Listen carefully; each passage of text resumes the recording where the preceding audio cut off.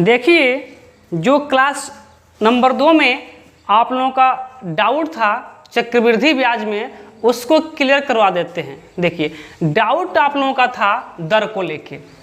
देखिए, मान लीजिए कि 1 वर्ष का दर यदि 10% है, 1 वर्ष का दर यहाँ लिख देते हैं, प्रत्येक वर्ष, 1 वर्ष नहीं प्रत्येक वर्ष।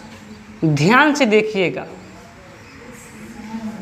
प्रत्येक वर्ष का यदि दर 10% है तो प्रत्येक 6 महीने का कितना होगा, तो आप इससे भी निकाल सकते हैं और इसकी फ्रैक्शन वैल्यू से भी निकाल सकते हैं। जब प्रतिशत से निकालेंगे तो आपको भाग करना होगा, जब प्रतिशत से निकालेंगे तो आपको भाग करना होगा 6 महीने के लिए। यहाँ लिख दीजिएगा कि प्रत्येक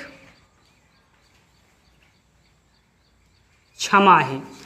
तो 1 वर्ष में कितना छमाही होता है, तो आपको पता है कि 1 वर्ष में 2 छमाही होता है, इसलिए 2 से भाग कर दिया जाता है। कितना निकल के आ जाता है, 5%। लेकिन यदि इसी को हम फ्रैक्शन वैल्यू से निकालें, यानी कि यदि 10% का जो फ्रैक्शन वैल्यू होता है वो आपका होता है कि 1/10। कितना होता है, 1/10। तो यहाँ पर 1/10, 1/10 नोट कीजिए। लेकिन अब देखिए, अब जो आपका छमाही पूछा है तो 6 महीने को वर्ष में यहाँ बदलना होता है। तो 6 महीने को वर्ष में बदलने के लिए 12 से भाग देते हैं, 12 से भाग देते हैं। यहाँ क्या मिलेगा आपको, तो 6 कम 6, 6 दूना 12, 1/2। इस 1/2 से इसमें मल्टीप्लाई करना होता है। ध्यान दीजिएगा, यहाँ पे भाग होता है, यहाँ पे मल्टीप्लाई होता है। यहाँ मल्टीप्लाई करेंगे तो 1/20 हो जाएगा। और जब 5% की वैल्यू निकालेंगे तो 5% की वैल्यू होती है, प्रतिशत हटेगा तो बटा में 100 सटेगा, यानी कि 5 एकम 5 और 20 25 100 कितना होगा, 1/20। देखिए, यहाँ भी 20 हो गया और यहाँ भी 20 हो गया। यानी कि जब आप दर से निकालेंगे तो आपको जितना छमाही या फिर जितना तिमाही होता है उतना से भाग करना होगा। लेकिन जब वैल्यू निकाल के करते हैं तो जो भी मंथ है उसको पहले आप वर्ष में बदल लीजिए और उतना से मल्टीप्लाई कर दीजिए। अब चलिए एक और प्रश्न लेते हैं, 8 महीने या 9 महीने वाला, उस पर ध्यान दीजिएगा। देखिए, यदि 25% वार्षिक की बात किया जाए, देखिए यदि प्रत्येक वर्ष का ब्याज कितना प्रतिशत हो, 25% हो, और इसको पूछ ले किसमें, प्रत्येक छमाही में, प्रत्येक छमाही में, तो क्या होगा। इस दर को अगर यहीं से करना चाहें तो इस दर को 2 से भाग करना होगा। 2 से भाग क्यों, तो आपको पता होगा कि 1 वर्ष में 2 छमाही होती है, इसलिए 2 से भाग। तो यहाँ भाग करेंगे आप तो कितना मिल जाएगा, 12 सही 1/2%। और आप जब 12 सही 1/2% की वैल्यू निकालेंगे तो आपको मिलेगा 1/8। बोलिए, मिलेगा ना। अब यहाँ देखिए, अब इसकी वैल्यू से निकालते हैं तो आपको पता है कि 25% की वैल्यू कितनी होती है, 1/4 होती है। 1/4 यहाँ नोट कीजिए। अब देखिएगा, अब 6 महीने का कितना हो जाएगा, तो 6 महीने का आपका हो जाएगा, 1 वर्ष में कितना महीना, 12 महीना। तो 6 महीने का आप वर्ष में बदलिए तो 12 से क्या कर देंगे, भाग कर देंगे।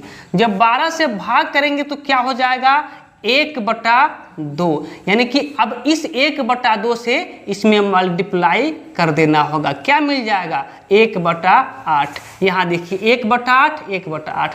अब ये तो डाउट क्लियर हो गया होगा कि भाग किसमें करते हैं और मल्टीप्लाई किसमें करते हैं। लेकिन ये जो नियम है ना, कि यदि सिंपल सा प्रश्न आता है उसके लिए ये नियम हो जाता है। लेकिन अभी 9 महीने के आ जाए या फिर 8 महीने के आ जाए तो आप कैसे बता सकते हैं कि 9 महीने के 1 साल में कितने जोड़े बन सकते हैं, क्या बता पाएंगे? नहीं बता पाएंगे। या एक वर्ष में 8 महीने के कितने जोड़े बन सकते हैं? नहीं हो पाएगा। इसलिए ए नियम क्या होता है? सबसे बेहतर हो जाता है। बोले बात क्लियर है? ऐसे ही मैं बात कर लूँ एक और प्रश्न का। अब 4 महीने की बात है तो 4 महीना इससे भी हो जाएगा, इससे भी हो जाएगा, क्योंकि हमको पता है कि 4 महीने का एक वर्ष में 3 ही जोड़ा बनेगा।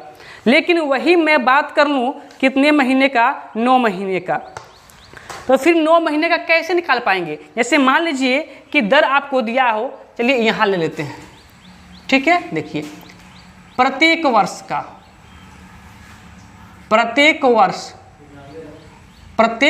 का कितना प्रतिशत है? मान लीजिए कि 16 सही 2/3% है।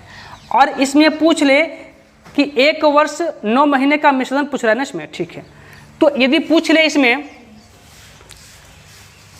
कि 9 महीने का ब्याज कितना होगा, 9 महीने का ब्याज कितना होगा, तो 9 महीने का ब्याज पता करने के लिए क्या करेंगे? आप देखेंगे कि एक वर्ष में 9 महीने का कितना जोड़ा बनता है। क्या बन पाएगा? नहीं बन पाएगा। इसलिए आप क्या करेंगे?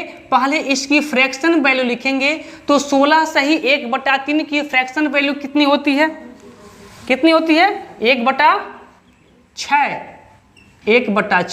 और 9 महीने के कितने जोड़े होंगे नहीं पता है, तो उस 9 महीने को आप वर्ष में बदल लीजिए। देखिए तो कितना हो जाएगा, इसको संक्षिप्त कीजिए। 3 तिरिक 9 और 3 चौको 12।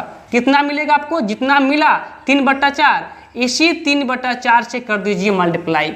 यहाँ देखिए 3 एकम 3, 3 दूना 6, क्या मिला? 1/8। देखिए 1/8 यहाँ पर भी सही तो है जी, ठीक तो है, 1/8 ना। 1/8 क्या हो जाएगा? आपका दर हो जाएगा। लेकिन वही निकालें कि 9 महीने का, यानी कि पहले विधि से निकालें तो नहीं हो पाएगा ही, क्योंकि हमको नहीं पता है कि एक महीने में 9 महीने के कितने जोड़े बनेंगे। फिर हमको पॉइंट में लेके जाना पड़ेगा। इसलिए मल्टीप्लाई वाला नियम क्या होता है? वेस्ट होता है। अब आपका डाउट क्लियर हो गया होगा कि मल्टीप्लाई कहाँ करते हैं और डिवाइड कहाँ करते हैं। क्लियर है ना? तो चलिए आपका डाउट क्लियर हो गया होगा, ऐसा मुझे उम्मीद है।